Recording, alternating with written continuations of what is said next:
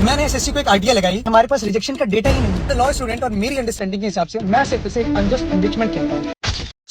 ये है 100 रुपए का एक नोट, सरकार के लिए जिसकी वैल्यू एक चिल्लर बराबर भी ना हो, लेकिन एक बेरोजगार स्टूडेंट के लिए जो दिन का खाना स्किप करके साइबर कैफे में फॉर्म भरने जाता हो, उसके लिए 100 रुपए एक इन्वेस्टमेंट है, एक उम्मीद है। आज हम बात करेंगे उस डिजिटल लूट की जिसका नाम है नॉन रिफंडेबल एप्लीकेशन फीस। तो ये सारा किस्सा शुरू होता है आपके रिजेक्टेड फॉर्म से। याद है आरआरबी एनटीपीसी का एग्जाम, देश की सबसे बड़ी भर्ती, लगभग 1,25,00,000 बच्चों ने अप्लाई किया था। रिपोर्ट्स के मुताबिक लगभग 4 लाख फॉर्म रिजेक्ट हुए थे। वजह फोटो थोड़ी धुंधली है, सिग्नेचर थोड़ा टेढ़ा है। आप गणित लगाइए, रेलवे का रूल है आपसे 500 रुपए लिए जाएंगे, अगर आप एग्जाम देने आते हैं तो 400 रुपए वापस मिलेंगे, लेकिन फॉर्म रिजेक्ट हुआ तो वो 400 वापस मिलेंगे नहीं।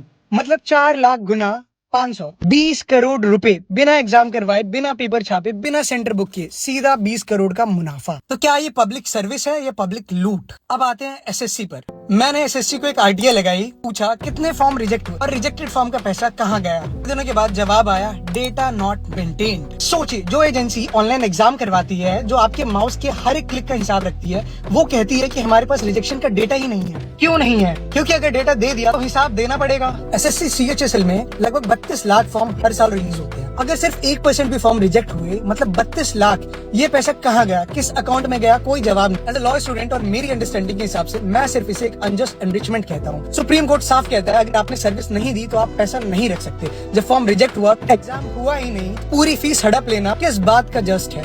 ये मत सोचो कि चलो 100 रुपए ही तो है। 100 रुपए नहीं, ये उस सिस्टम की पोल है जो आपकी मजबूरी पर मुनाफा कमा रही है। सवाल पूछिए, आरटीआई लगाइए, क्योंकि जब तक आप सवाल नहीं करेंगे ये दुकान ऐसी ही चलती रहेगी।